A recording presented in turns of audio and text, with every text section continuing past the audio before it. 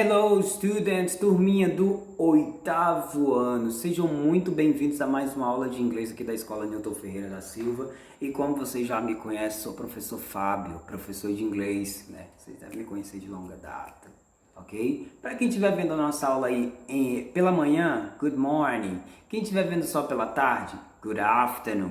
Quem estiver vendo pela noite, good evening. Então, qual é o objetivo da nossa aula de hoje? Nós vamos fazer hoje uma review, que é uma revisão. Então nós estamos na semana de revisão e precisamos nos preparar, porque em breve a gente vai ter aí uma prova de inglês. Então é importante que a gente esteja aí bem preparado, com os conteúdos aí bem preparados para a gente poder realizar uma excelente avaliação, ok? E aqui a gente vai rever um pouquinho sobre os degrees of comparisons, que são aqui os graus de comparação que a gente já até viu. A gente tem aqui as regras gerais, general rules. Nós temos aqui as palavras mais curtas, que são short words. São aquelas que têm apenas uma sílaba, ou seja, no máximo 2 sílabas também, certo? Ou seja, aquelas que quando a gente vai... Como é que a gente percebe que são 1 ou 2 sílabas? Não abrir e fechar de boca, certo? No abrir e fechar da boca da gente, a gente vai perceber que são aqui as short words, as palavras curtas. A gente tem aqui na forma positiva, near, tall. Perceberam? São palavras curtas, né? Agora comparando aqui o near, tipo near quer dizer perto e tall quer dizer alto. E mais perto, nearer. Você acrescenta aí na regra com um adjetivo, como vocês estão vendo aqui, vocês acrescentam o ER. Para dizer mais perto, nearer, ok? Para dizer mais alto, taller. Acrescenta o ER aí nessa short word, nessa palavra curta. Taller. Agora, quando eu quero comparar uma pessoa com outra ou um lugar com outro, ok? Uma comparação entre duas coisas. Agora aqui quando eu vou falar sobre superlativo, é o superlativo quando eu vou comparar, quando eu vou fazer aí uma comparação de um modo grupal, de 3 ou mais coisas, ok? De 3 ou mais pessoas. A partir de quando se considera aí um grupo, a gente já pode usar o superlativo, ou seja, que é aquela pessoa que se destaca ali naquele grupo inteiro, ou aquela coisa que se destaca ali naquele grupo de coisas inteiras, ok? Então aqui no caso, ó, vem aqui, na regra como vocês estão vendo, vem o THE, que é o the, depois vem o adjetivo, que no caso a gente está usando só o near e o tall, e por último vem o EST. Então a regra é sempre esse, certo? Vem o THE, depois a gente vai colocar aqui o adjetivo, e junto com esse adjetivo a gente vai acrescentar o EST. Então a gente tem aqui, ó, a palavra near. Quando eu quero dizer o mais perto, ou seja, se tem vários lugares aqui para escolher, a gente vai ver o mais perto ali daquele grupo de lugares que a gente vai escolher. The nearest, o mais perto. The tallest, o mais alto. Então, daquele grupo ali de pessoa, daquele grupo ali de coisas, ou daquele grupo ali de montanhas, nós temos o the tallest, o mais alto, ok? The tallest. No slide a seguir, a gente já tem aqui para as palavras mais longas, assim a gente já tem uma outra regra aqui para usar aqui a partir de 3 sílabas, ou seja, quando a gente abre a boca, não abrir e fechar de boca a partir de 2 vezes, a gente já considera aí como long words, como palavras longas, ok? A gente tem 2 exemplos aqui, ó. Expensive, percebem como é mais de uma vez? Então aí no caso são long words. Expensive quer dizer caro. E beautiful. Olha a quantidade de vezes que eu abri e fechei a boca. Beautiful, que quer dizer bonita, não é?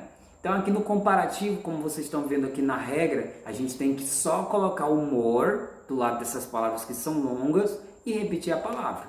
Quando eu quero dizer assim, mais caro entre 2 coisas, a mais cara, more expensive, mais caro. More beautiful, a mais bonita, entre 2 meninas, ok? Entre 2 naturezas, entre 2 meio ambientes, more beautiful, entre 2 animais, more beautiful, o mais bonito, ok?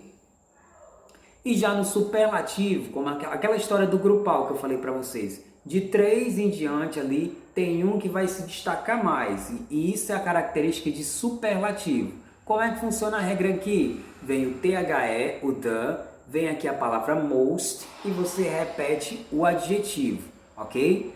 The most expensive, o mais caro ali daquele grupo, ok? The most expensive.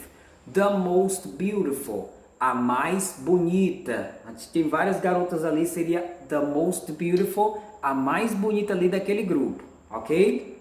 Logo aqui a gente tem uma regrinha aqui em relação a adjetivos que terminam com, no caso que terminam com ER, com Y e com OW ou então com LE. No caso aqui, ó, simple. No caso aqui a gente só vai acrescentar o R. Simple, simples. Busy, que é ocupado, né? Simpler, mais simples. A gente só acrescentou um R aí, né? No caso de busy, que termina com a letra Y, se antes do Y tiver uma consoante, aliás, aqui a gente não aplica essa regra não. Se a palavrinha terminou com Y, como é que a gente vai fazer aqui? A gente vai substituir o Y pela letra I e vai acrescentar o ER. Busy, que é ocupado, busier, mais ocupado, ok? Entre aí duas, comparando uma coisa com outra. E aqui no superlativo, aquela questão grupal, the simplest, o mais simples, ok? Acrescentou o S, só o ST aí. O the simplest, o mais simples. The busiest, o mais ocupado ou a mais ocupada, ok? Então aí o que foi que aconteceu no busy? Substituiu pela letra I e acrescentou o EST. The busiest, ok? Nesses casos aí que vocês vão acrescentar o ER, certo? No caso de Y, de OW ou então de LE. Aqui mais adiante a gente tem os irregular comparatives and superlatives. Já são aqueles que são irregulares. Como assim? Eles já mudam completamente. Não entra a regra de negócio de more, de colocar ER no final. Não entra essa regrinha neles, certo? Eles mudam completamente. Então é algo que vocês precisam decorar aí. Por exemplo, good, que quer dizer bom. O bad, que quer dizer mal. E o far, que quer dizer longe. Qual é o comparativo de good? Quando eu quero comparar alguém, alguma coisa, alguém, algo com algo, então alguém com alguém. Comparativo de good é better. Até porque a gente não diz de bom, a gente não usa a expressão mais bom, a gente usa melhor, ok? No inglês a gente também trabalha aí com essa observação, ok? Então, o comparativo de good é better, de bom, melhor, ok? De bad é worse. Ninguém diz mais ruim, a gente usa pior. O ruim e o pior, ok? Então, no caso aí, bad, worse, ok? Aí a comparação entre duas coisas ruins, tem o bad e tem o worse. Quem seria o pior? E o far, que quer dizer longe, certo? No caso, o mais longe aqui seria farther, ok? Farther. No caso aqui, substituiria a letra A pela letra U, que foi só um erro de digitação, ok? Farther. E aqui no superlativo, a questão grupal, que eu falei para você, onde só um se destaca naquele grupo. The best, ok? Good quer dizer bom e the best quer dizer o melhor, ou seja, o melhor ali daquele grupinho, ok? The worst, que já é o contrário aqui, bad, significando ser mal, certo? Worst, the worst seria o pior ou a pior ali daquele grupo. E aqui far, que quer dizer longe, the farthest, no caso que seria a letra A no lugar do U, certo, pessoal? Continuar fazendo essa observaçãozinha. The farthest, o mais longe, certo? O mais longe ali de todos aqueles lugares, ok?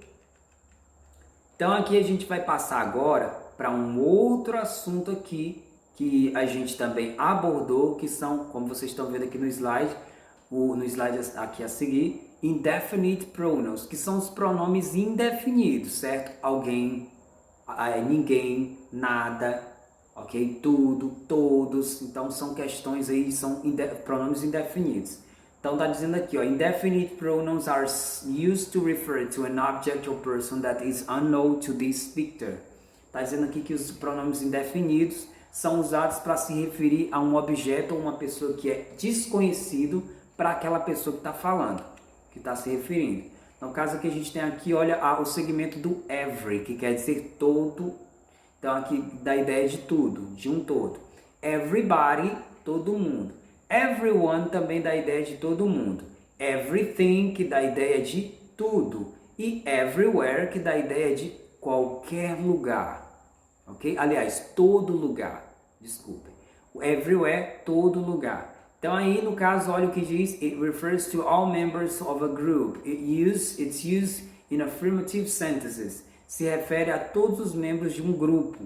É usado em frases afirmativas. Ok? No caso aqui, olha, 3 exemplos. Everybody knows Shaggy is a coward guy. Todo mundo sabe que o Salsicha é um cara covarde, ok? Shaggy aí seria o nome do salsicha em inglês, ok? Shaggy.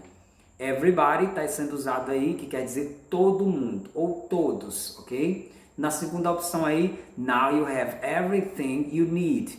Agora você tem tudo que você precisa. Now you have everything you need.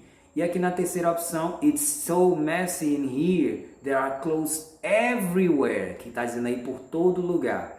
Está tão bagunçado aqui, há roupas por todo lugar. No slide a seguir a gente já vai trabalhar com some, o segmento some. Somebody, alguém. Someone, também dá ideia de alguém. Something, dá ideia de algo. Somewhere, algum lugar. Ok? E aqui na explicação vocês veem o seguinte. It refers to one person, thing or one part of a group. It's used in affirmative sentences. Aqui está dizendo que se refere a uma pessoa, coisa ou uma parte de um grupo. É usado em frases afirmativas. Olha só. Someone is knocking on the door. Alguém está batendo na porta. Alguém, someone. I want to tell you something. Eu quero te dizer alguma coisa ou algo. My keys must be somewhere. Minhas chaves devem estar em algum lugar. Somewhere, ok? E aqui nós temos o segmento any, que dá a ideia de qualquer, ok? Anybody e anyone, qualquer um. Anything, qualquer coisa. Anywhere, qualquer lugar, ok? E aqui diz o seguinte, it refers to one person, it's used in negative and interrogative sense. Se refere a uma pessoa, é usado nas formas negativas, nas frases negativa e interrogativa. Lembrando aqui que eu falei as traduções em casos de afirmativos, certo? Em casos de negativos eles já ganham outra tradução, ok? Em caso de frases interrogativas também, de perguntas também já é outra tradução. Por exemplo, olha aqui na primeira frase, ó, is there anyone who can help me? Aqui é uma frase interrogativa, é uma pergunta. Então o anyone aqui dá um sentido de alguém. Is there anyone who can help me? Tem alguém que possa me ajudar? Já na segunda, sorry, but I can't do anything for you. Então, anything aqui está dentro de uma frase negativa, por causa do auxiliar can't. Aqui quer dizer que não pode, ok? Sorry, but we can't do anything for you. Desculpem, mas nós não podemos fazer nada. E o anything dentro de uma frase negativa significa nada. So, sorry, but we can't do anything for you. Nós não podemos fazer nada por você. E na terceira explicação, aqui no terceiro exemplo, there are so many people, you can't sit anywhere. Ou seja, aqui o anywhere dentro de uma frase negativa também. Olha só, there are so many people, há tantas pessoas. Ponto. Aí já começou a outra frase do lado dela. You can't sit anywhere. Você não pode sentar em lugar nenhum. Ok? O anywhere aí está no sentido de lugar nenhum. E aqui nós temos o segmento no, tipo no one, que seria ninguém, nobody também ninguém, nothing, que seria nada, e nowhere, que seria nenhum lugar. E aqui diz o seguinte, it's used in affirmative sentences to give a negative meaning. Então aqui é usado em frases afirmativas para dar um sentido negativo. Olha aqui nos exemplos. I'm not wearing my glasses. I can see nothing. Eu não estou usando meus óculos. Eu não consigo ver nada. Então, nothing aí está no sentido de nada. No segundo exemplo, we never buy milk. No one in my family likes it. Está dizendo aqui que nós nunca compramos leite. No one, ninguém, in my family likes it. Na minha família, gosta. E aqui no terceiro exemplo, where's Jack? Onde Jack está? Nowhere, he's gone. Em lugar nenhum, ele se foi. Então, nowhere aqui, lugar nenhum. E aqui tem um lembrete para a gente terminar nossa aula. Olha só, 3 colunas. No segmento do some, aí dentro de uma pergunta, dentro de aqui logo embaixo nas traduções, dentro de uma frase negativa, dentro de uma pergunta ou dentro de uma afirmação, o someone e somebody significa alguém, o something significa algo e o somewhere significa algum lugar, ok? Dependente de estar numa pergunta, estar numa negação ou estar numa afirmação, ele significa isso, ok? Já o segmento com o any, o anyone, anybody, anything e o anywhere, dentro de uma afirmação, olha só, essa interrogação, essa exclamação aí indica que é dentro de uma frase afirmativa.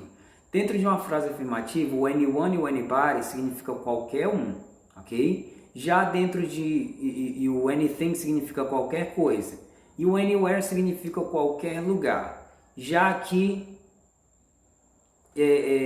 dentro de uma frase negativa, onde tem o xizinho indica negação. Se uma dessas palavrinhas estiver dentro de uma negação, o anyone e o anybody significa ninguém. Já o anything significa nada.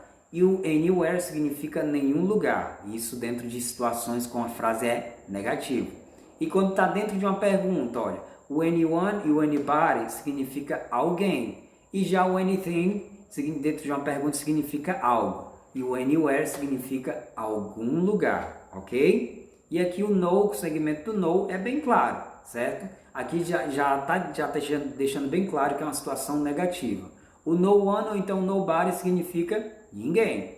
Nothing significa nada. E o nowhere significa nenhum lugar, ok? E aqui a gente tem o every é o segmento do every, ok? Que aqui dentro de uma frase negativa também, independente da situação, everyone e everybody significa todos ou todas. Everything significa tudo. E everywhere significa todo lugar, por toda parte, ok? Então espero aí que vocês tenham absorvido aí essas informações, que vocês tenham absorvido aí o conteúdo, que vocês possam pôr em prática aí, quanto mais conhecimento melhor, ok? Deixo um abraço virtual para vocês e nos vemos no nosso próximo encontro. Bye bye, see you next time!